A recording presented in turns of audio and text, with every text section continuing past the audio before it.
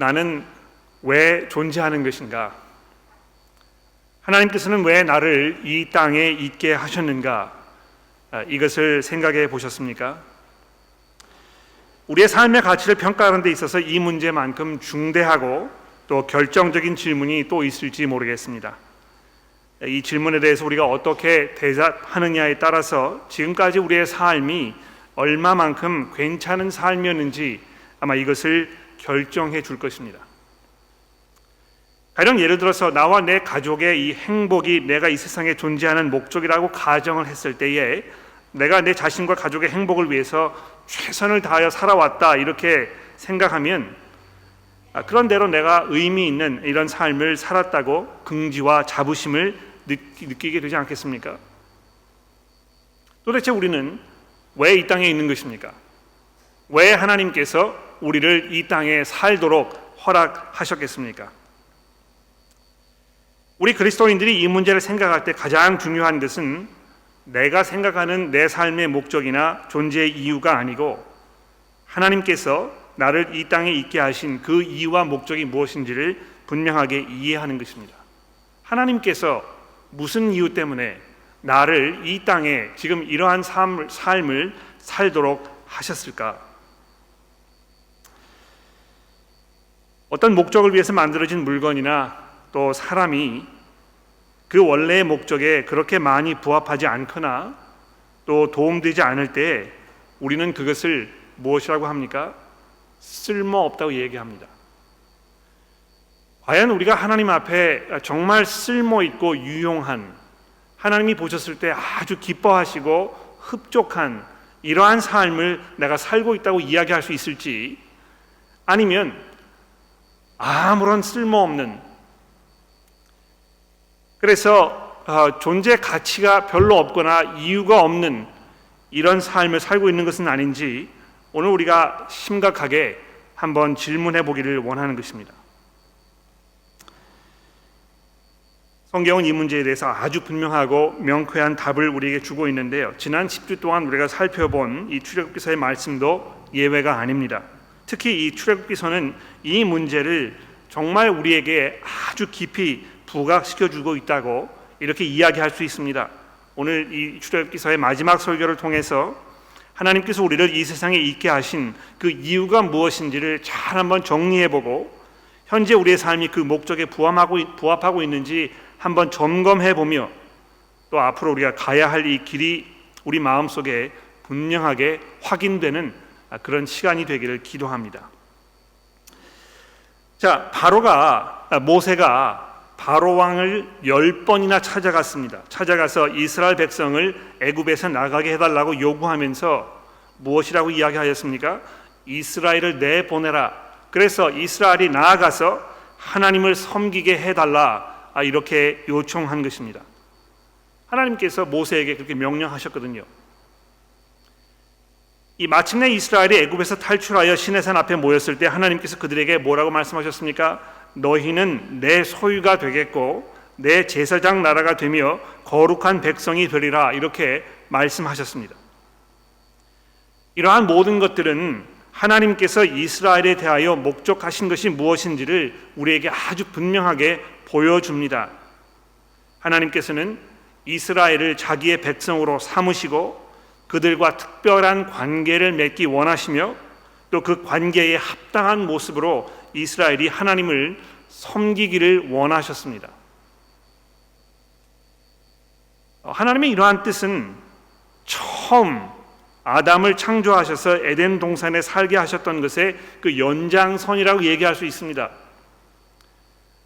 아담을 자신의 형상으로 지으셔서 그에게 온 피조물들을 돌보면서 하나님을 섬기게 하셨듯이 이스라엘을 애굽에서 불러내셔서 그들을 회복시키시고 그들과 특별한 관계를 맺으시고 그 관계 안에서 하나님을 섬기는 하나님의 백성으로 살게 하려 했던 것이 하나님의 목적이었던 것입니다.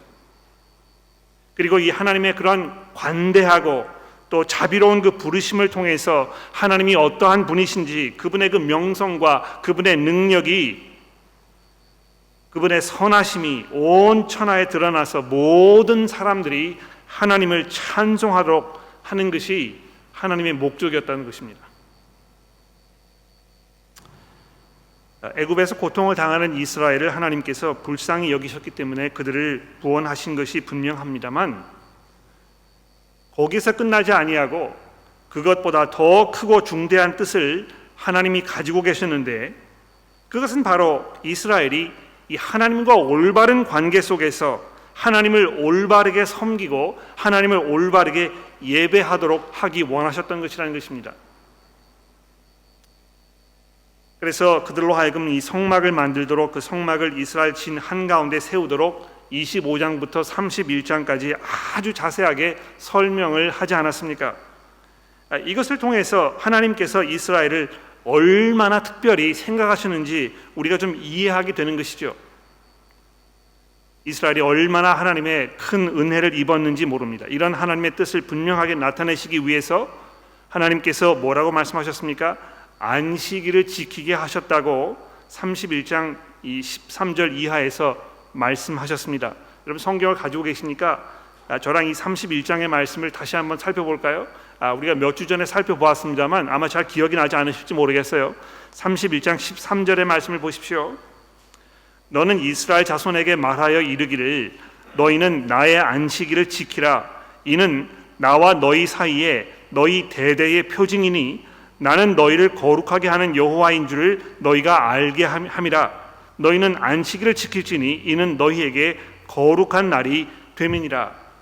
그러니까 하나님께서요 이스라엘 백성들을 불러내셔가지고 이스라엘과 특별한 관계를 맺으셔서 이제 이들이 하나님과 영원한 관계 속에 살게 하는 그 특별한 하나님의 목적을 나타내는 그 표징으로 7일마다 안식일을 지키도록 이렇게 명령하셨던 것입니다.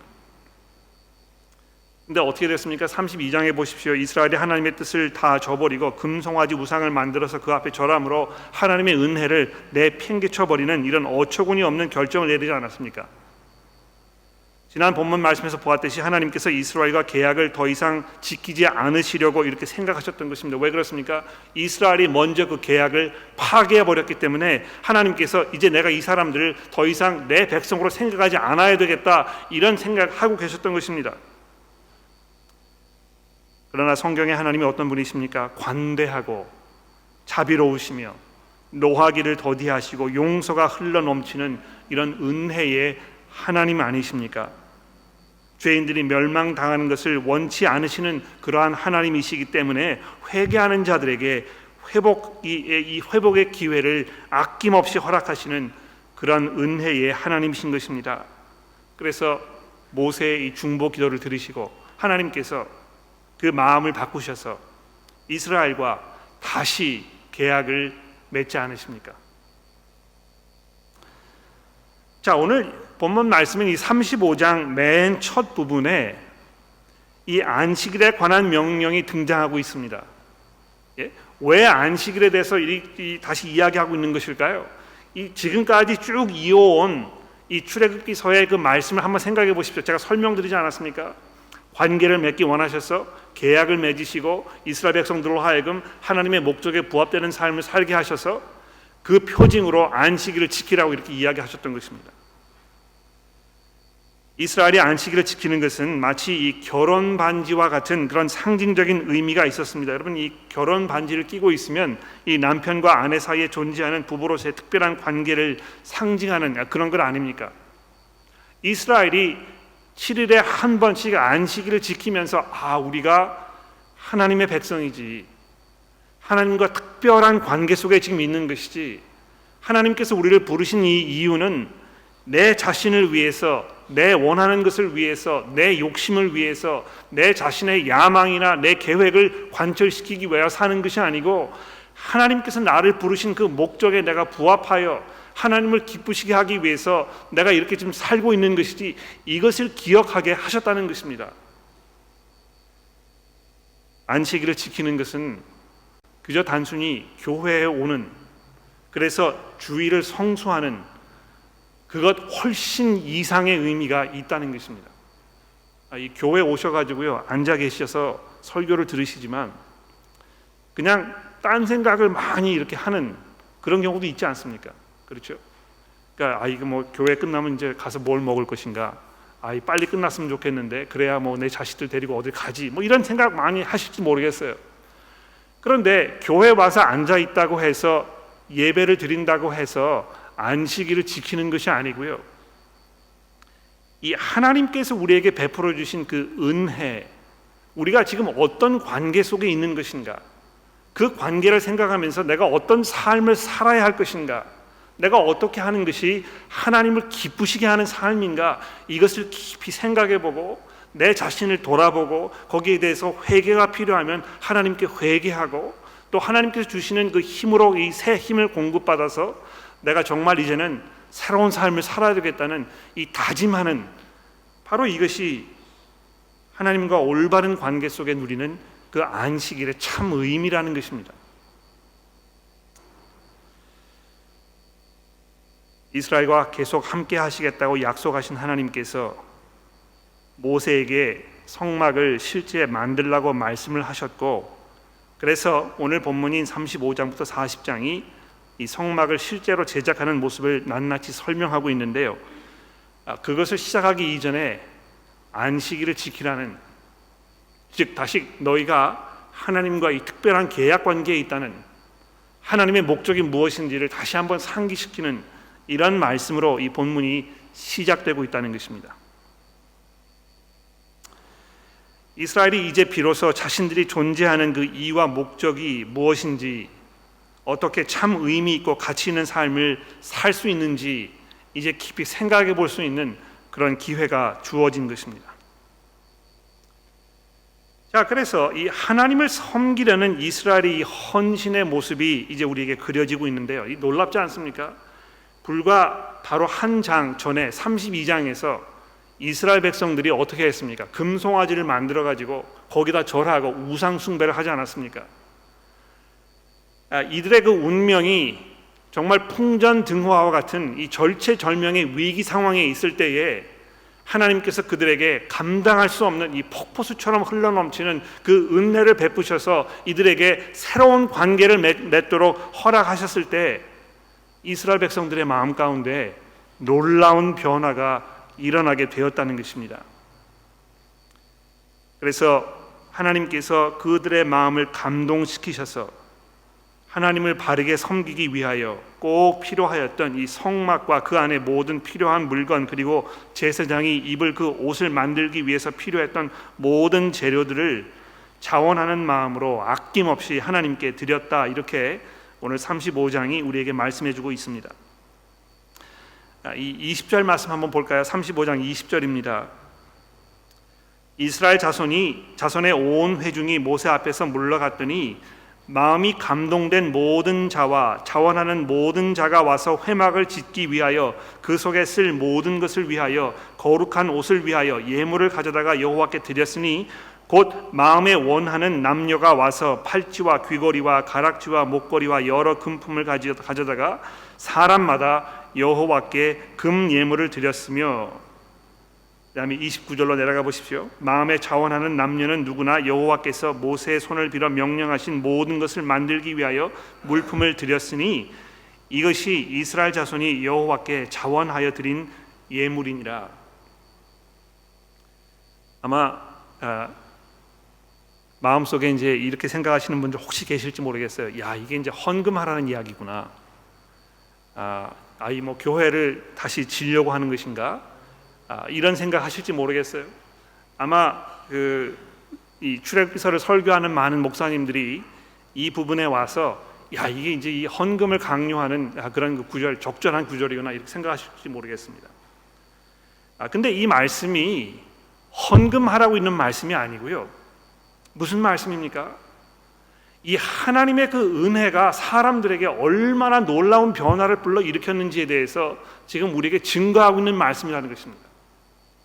또 이스라엘 백성들 가운데 거하시기로 작정하셨던 이 하나님, 그 하나님의 계획이 완성되기 위해서는 이 성막이라는 이것이 얼마나 중요한 것이었는지를 지금 이스라엘 백성들이 이해하게 되었다는 것입니다. 야, 하나님께서 우리와 같은 사람들에게 이 목이 뻣뻣해가지고 이 패역해서 하나님께 회개하지 아니하려고 하고 하나님 앞에 믿음으로 나아가지 않으려고 고집하는 우리들 가운데 거하시겠다고 하시니 이 얼마나 놀라운 은혜인가. 정말 우리 가운데 하나님을 모시기 위하여 우리가 이 성막을 만들어야 하겠구나. 바로 이 성막이 우리 가운데 있을 때에 정말 우리가 하나님의 백성이라는 이 사실이 우리 안에 이 성취되는 것이구나, 이것을 이해하게 되었다는 것입니다.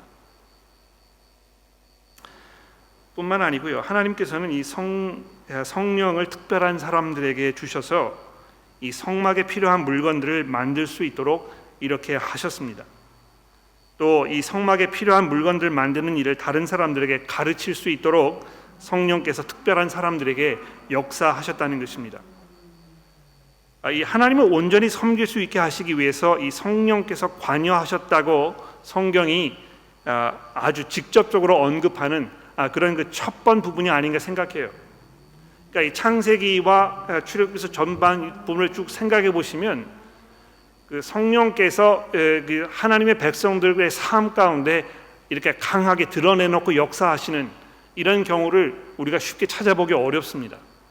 그런데 오늘 35장 이후에 있는 말씀을 보게 되면 성령께서 특별한 사람들에게 이 성막을 제작할 수 있는 그 힘과 능력을 부어주셨다고 이렇게 말씀하시는 것입니다. 그래서 이 35장 30절의 말씀을 보십시오. 35장 30절입니다. 모세가 이스라엘 자손에게 이르되 볼지어다 여호와께서 유다 지파 홀의 손자요 우리 아들인 부살레를 지명하여 부르시고 하나님의 영을 그에게 충만하게 하여 지혜와 총명과 지식으로 여러 가지 일을 하게 하시되 금과 은과 노수로 제작하는 기술을 고안하게 하시며 보석을 깎아 물리며 나무를 새기는 여러 가지 정교한 일을 하게 하셨고 또 그와 그 단 지파 아히사막의 아들 오홀리압을 감동시키사 가르치시게 하시며 지혜로운 마음을 그들에게 충만하게 하사 여러 가지 일을 하게 하시되 조각하는 일과 세공하는 일과 청색, 자색, 홍색 실과 가는 배실로 수 놓는 일과 짜는 일과 여러 가지 일을 하게 하시고 정교한 일을 고안하게 하셨느니라. 부살렐과 오홀리압과 및 마음이 지혜로운 사람 곧 여호와께서 지혜와 총명을 부으사 성소에 쓸 모든 일을 할 줄 알게 하신 자들은 모두 여호와께서 명령하신 대로 할 것이니라. 하나님을 예배하는 데 있어서, 하나님을 올바로 섬기는 데 있어서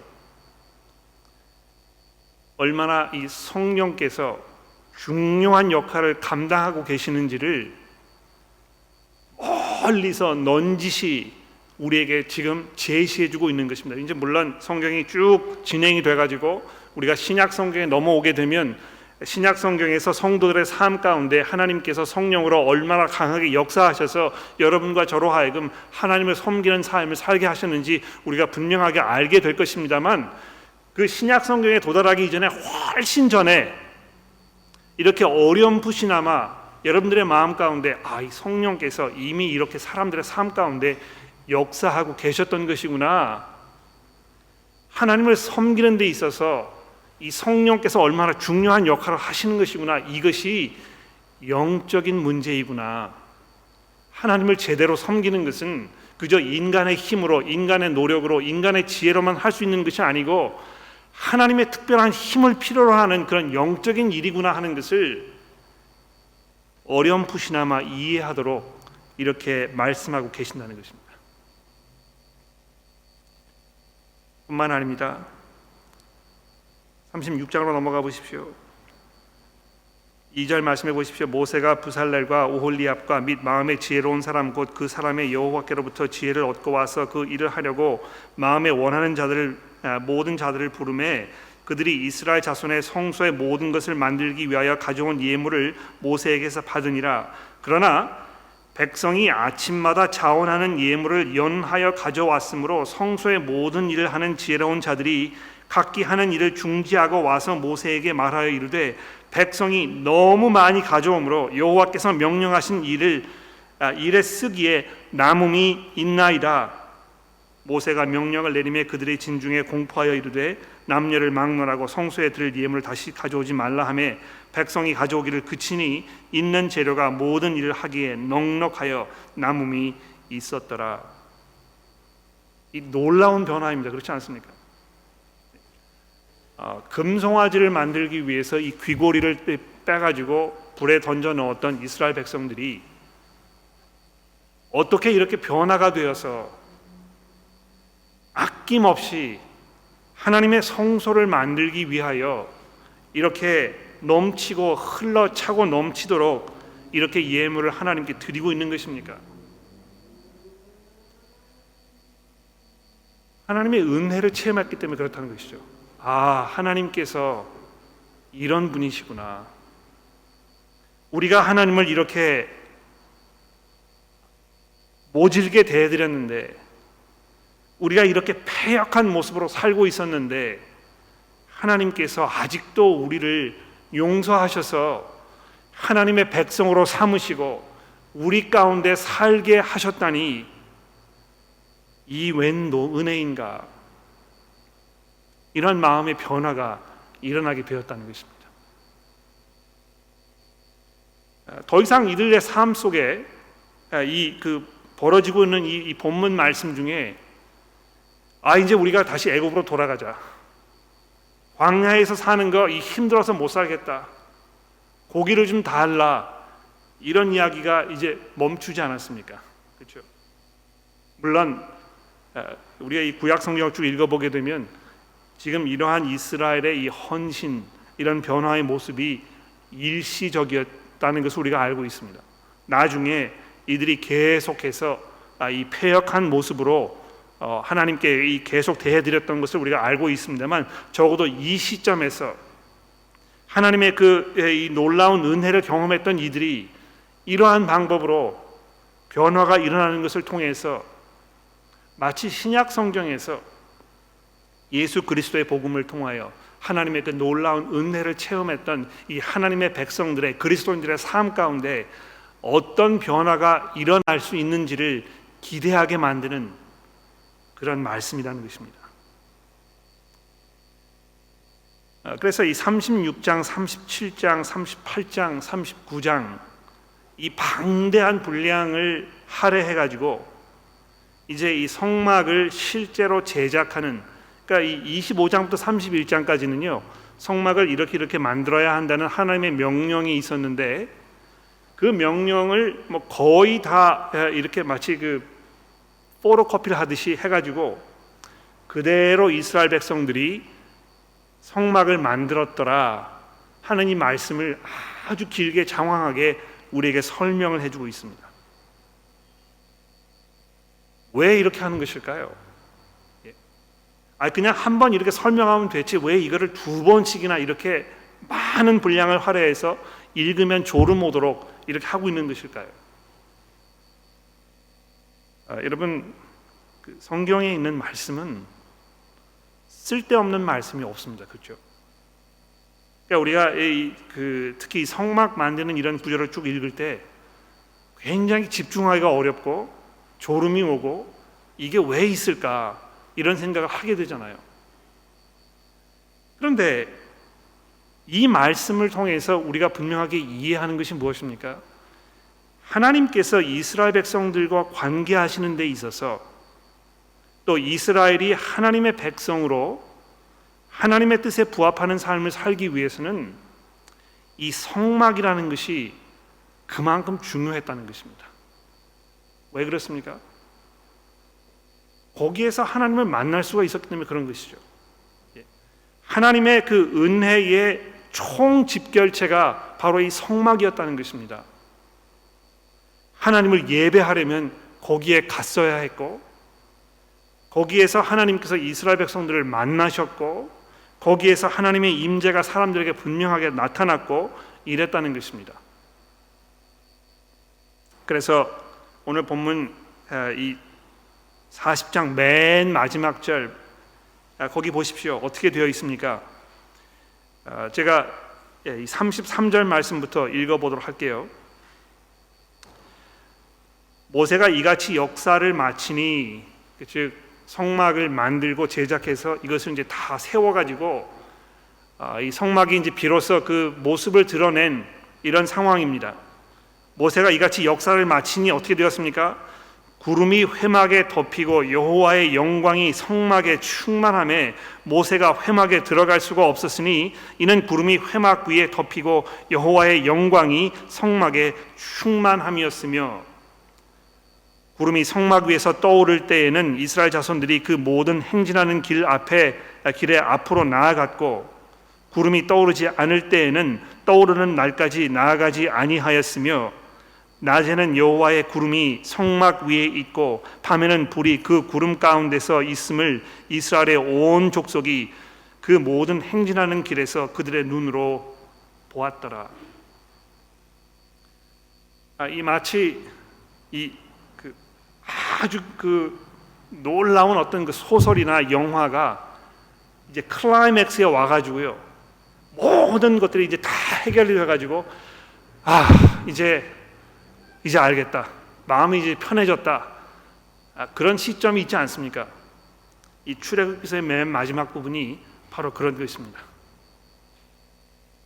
가나안 땅을 향하여 이스라엘 백성들이 가야 할 텐데 자기의 힘으로는 갈 수가 없고 돌아가자니 자기의 목숨이 이제 위태로워진 이런 그 절체절명의 순간에 놓여있는 이스라엘 백성들을 하나님께서 버리지 아니하시고 원래 가지셨던 그 계획과 목적대로 그들의 하나님이 되셔서 그들과 동행하시며 함께 하셔서 자기의 백성으로 삼으시겠다는 이 하나님의 계획이 부분적으로 완성되는, 정말 하나님의 영광이 그 성막에 충만해서 이스라엘 백성들이 직접 자기의 눈으로 하나님의 그 임재를 경험하는, 이것을 확인하는 이런 놀라운 순간이 도달한 것입니다.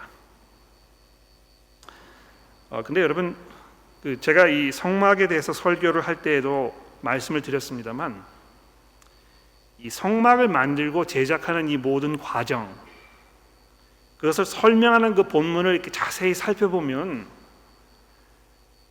마치 창세기 1장에서 하나님께서 천지를 창조하셨던 그 때를 연상시키는 그런 일들이 수도 없이 반복적으로 등장하고 있습니다. 그러니까 마치 이 출애굽기서의 저자가요, 지금 이 성막을 이렇게 쭉 만들면서 이 성막이 만들어지는 그것을 통해서 마치 새 하늘과 새 땅이 시작되는 것 같은, 거기에 들어가는 이스라엘 백성들이 마치 새 아담인 것처럼 거듭나서 회복되어 하나님과 올바른 관계 속에서 하나님의 백성으로 참된 삶을 살게 되는, 마치 에덴 동산에서의 삶과 같은 이런 삶이 이제 시작되는 그런 모습으로 우리에게 그려지고 있다는 것입니다. 오늘 이 40장 맨 마지막 절에도 그러한 그 힌트들이 이제 우리에게 주어지고 있는데, 여러분 뭐 이거를 확인해 보셨는지 모르겠습니다만 시간이 많지 않기 때문에 제가 본문을 읽어드릴 수가 없어서 제가 집에 돌아가서 확인해야 되겠습니다만, 이 40장 16절부터 38절까지 보시면 여호와께서 모세가 그와 같이 행하되 곧 여호와께서 자기에게 명령하신 대로 다 행하였더라 하는 이 표현이 7번 등장하고 있습니다. 마치요, 하나님께서 천지를 지으시면서 빛이 있으라 하시니 그대로 되었고 하나님께서 그것을 보셨을 때 심히 좋았더라, 이렇게 하는 구절이 창세기 1장에 7번 등장하잖아요. 마치 그런 것처럼 이 성막을 만드는 그 모든 과정을 설명하면서 이게 세워졌을 때 모세가 그대로 했는데 하나님께서 그 명령하신 대로 다 되었더라, 이렇게 이야기하면서 마치 성막이 이 새 하늘과 새 땅을 만드시려는 하나님의 그 계획과 의도를 우리에게 어렴풋이 설명하는 것처럼 이렇게 그려지고 있다는 것입니다. 실제로 이 하나님의 임재가 이스라엘 백성들 가운데 성막을 통해서, 솔로몬의 성전을 통해서, 그 성전이 무너지고 나서 에스겔 선지자를 통하여 에스겔 선지자 예언에 등장하는 그 새로운 성전의 그 모습 속에서, 그리고 다시 만들어진 두 번째 성전을 통해서, 그리고 궁극적으로 이 땅에 인간의 몸을 입으시고 우리를 찾아오신 예수 그리스도 그분 안에서 완성되고 있지 않습니까? 하나님의 은혜의 결정체, 인간이 하나님을 만날 수 있는 그 장소, 또 거기에서 하나님을 만날 수 있도록 주선해 주는 그 대제사장, 우리의 성전이자 우리의 대제사장이시자 그 성전에서 바쳐지는 희생 제물이신 이 예수 그리스도 그분 안에서 하나님의 계획과 그 목적이 완성되고 있다는 것입니다. 그래서 이 요한 사도가요, 요한 1장에서 그렇게 얘기하잖아요. 우리가 다 하나님의 영광을 보매 예수 그리스도의 그 성육신하신 그것을 통해서 그 하나님의 은혜와 진리가 충만한 그 사실을 보면서 요한이 감탄하고 있지 않습니까? 이제 비로소 우리가 우리 가운데 거하시기 위하여 우리를 찾아오신 하나님 이분을 만나게 된 것이구나. 여러분, 그런데 성경이 거기서 끝나지 아니하고 뭐라고 이야기하고 있습니까? 오늘 에베소서에 있는 말씀 4장을 읽었는데요, 4장으로 넘어가기 이전에 여러분 그 2장의 말씀을 좀 먼저 보시겠습니까? 에베소서 2장 19절 말씀을 보십시오. 에베소서 2장 19절입니다. 그러므로 이제부터 너희는 외인도 아니요 나그네도 아니요 오직 성도들과 동일한 시민이요 하나님의 권속이니라. 너희는 사도들과 선지자들의 터 위에 세우심을 입은 자라. 그리스도 예수께서 친히 모퉁이 돌이 되셨느니라. 그 안에서 건물마다 서로 연결하여 주 안에서 성전이 되어 가고, 너희도 성령 안에서 하나님이 거하실 처소가 되기 위하여 그리스도 안에서 함께 지어져 가느니라. 구약 시대에는 이스라엘 백성들이 성막을 짓기 위해서 예물들을 다 가져다가 그것을 다 엮어가지고 성막을 만들어서 거기 하나님께서 거하셨는데요, 예수 그리스도께서 이 땅에 오셔서 이 성전을 완성시키신 이후에는 어떻게 이 지금 얘기가 전개되고 있습니까? 그리스도 안에서 부르심을 받은 하나님의 성도들이 성령 안에서 하나님의 성전으로 지어져 가고 있다는 것입니다. 바로 여러분이, 저와 여러분이 하나님의 성전인 것입니다. 더 이상 이 교회 건물을 성전으로 부르지 마십시오. 하나님께서는요, 이 교회라는 이 교회당이라는 건물 안에 계신 하나님이 아니시고 주를 구주로 고백하는 이 성도들의 마음 가운데, 그들의 그 교제 가운데 거하시는 하나님이시라는 것입니다. 성령을 통하여. 그래서 오늘 본문 말씀에 어떤 결론이 맺어지고 있습니까? 하나님의 이 부르심을 받은, 하나님의 은혜를 입은 하나님의 백성들이 이제 어떤 삶을 살아야 하는 것이라고 하나님께서 여러분과 저를 향해서 가지고 계시는 우리 삶의 근본적인 계획과 목적이 무엇이라고 설명하고 있습니까? 11절에 보십시오. 4장 11절입니다. 그가 어떤 사람들은 사도로, 어떤 사람들은 선지자로, 어떤 사람들은 복음 전하는 자로, 어떤 사람들은 교사와 목사로 삼았으니 이는 성도를 온전하게 하여 봉사의 일을 하게 하며 그리스도의 몸을 세우려 하심이니라. 바로 이것이 하나님께서 성도들인 여러분과 저를 이 땅에 있게 하신 그 목적입니다. 성도를 온전하게 하여 봉사의 일을 하게 함으로 해서 그리스도의 몸을 세우려는 것이 하나님의 목적인 것입니다. 우리가 다 하나님의 아들을 믿는 것과 아는 일에 하나가 되어 온전한 사람을 이루어 그리스도의 장성한 분량이 충만한 데까지 이르리니 이는 우리가 이제부터 어린아이가 되지 아니하며 사람의 속임수와 간사한 유혹에 빠져 온갖 교훈의 풍조에 밀려 요동하지 않게 하려 함이니라. 오직 사랑 안에서 진리를 말하여 범사에 그에게 잘할지라. 그는 머리니 곧 그리스도시라. 그에게서 온 몸이 각 마디를 통하여 도움을 받음으로 연결되고 결합되어 각 지체의 분량대로 역사하여 그의 몸을 자라게 하며 사랑 안에서 스스로 세워가느니라. 우리가 출애굽기서의 말씀을 제대로 이해했다면 또 이 출애굽기서의 말씀을 근거로 하여 신약 성경의 저자들이 우리에게 가르쳐주고 있는 이 성도의 삶의 근본적인 목적을 제대로 이해했다면 여러분과 제가 이 땅에 존재하고 있는 그 목적은 그리스도의 몸을 세우기 위해서인 것입니다. 마치 구약의 성도들이 성막을 세우기 위하여 자기의 모든 것들을 아낌없이 바쳤던 것처럼, 또 그렇게 하도록 하기 위해서 하나님의 성령께서 그들의 마음을 움직이셨던 것처럼, 이제 여러분과 저의 마음을 성령께서 움직이셔서 우리로 하여금 하나님을 기쁘시게 하는, 하나님의 이 전 우주적인 계획과 목적을 완성시키시는 그 도구로 사용하시기로 작정하셨다는 것입니다. 그러므로 여러분, 주를 위해 사십시오. 성도를 섬기고 그리스도의 몸을 세워가는 그 일에 여러분의 가진 것들을 다 바치십시오. 하나님께서 여러분을 부르신 목적이 거기에 있는 것입니다. 여러분의 행복과 여러분의 평안과 여러분의 편안한 노후 생활을 누리도록 하시기 위해서 이 땅에 여러분의 삶을 연장하도록 하신 것이 아니고, 하나님 허락하신 그 남은 시간 동안 주를 위해 살도록, 주의 복음을 위해서 살도록, 성도들이 그리스도의 몸을 이루어 가도록 하시기 위해서 이 땅에 우리를 부르신 것입니다. 기도하겠습니다. 하나님 아버지, 출애굽기서를 통해서 저희를 가르쳐 주시니 감사합니다. 오늘 우리가 이 출애굽기서 마지막 부분의 말씀을 통해서 우리가 무슨 삶을 살아야 하는지 다시 한번 돌아보게 되었습니다. 하나님이여, 주의 성령께서 저희들의 마음을 움직이셔서